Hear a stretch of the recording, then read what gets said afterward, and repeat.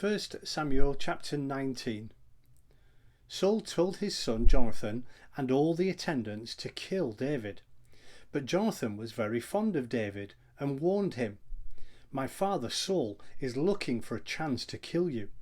Be on your guard tomorrow morning. Go into hiding and stay there. I will go out and stand with my father in the field where you are. I'll speak to him about you and tell you what I find out." Jonathan spoke well of David to Saul his father, and said to him, "Let not the king do wrong to his servant David. He has not wronged you, and what he has done has benefited you greatly.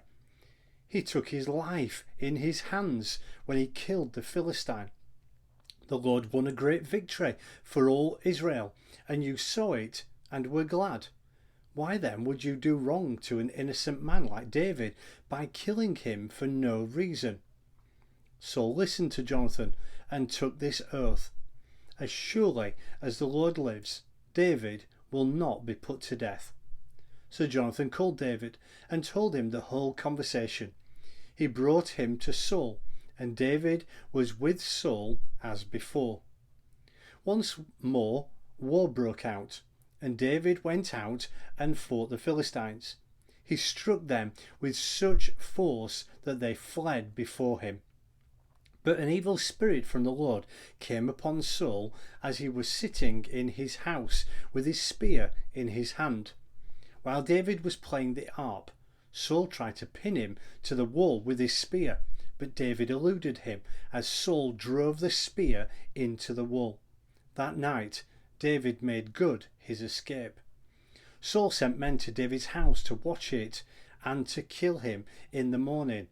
But Michal, David's wife, warned him, "If you don't run for your life tonight, tomorrow you'll be killed." So Michal let David down through a window, and he fled and escaped. Then Michal took an idol and laid it on the bed, covering it with a garment and putting some goat's hair at the head. When Saul sent the men to capture David, Michal said, "He is ill." Then Saul sent the men back to see David and told them, "Bring him to me in his bed so that I may kill him." But when the men entered, there was the idol on the bed, and at the head was some goat's hair. Saul said to Michal, "Why did you deceive me like this and send my enemy away so that he escaped?" Michal told him, "He said to me, 'Let me go away. Why should I kill you?' Let me get away. Why should I kill you?" When David had fled and made his escape, he went to Samuel at Ramah and told him all that Saul had done to him. Then he and Samuel went to Naioth and stayed there. Word came to Saul, "David is in Naioth at Ramah." So he sent men to capture him. But when they saw a group of prophets prophesying with Samuel standing there as their leader, the Spirit of God came upon Saul's men, and they also prophesied.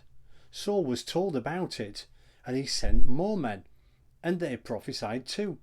Saul sent men a third time, and they also prophesied. Finally, he himself left for Ramah and went to the great cistern at Secu, and he asked, "Where are Samuel and David?"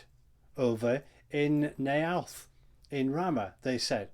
So Saul went to Naioth at Ramah, but the Spirit of God came even upon him, and he walked along prophesying until he came to Naioth.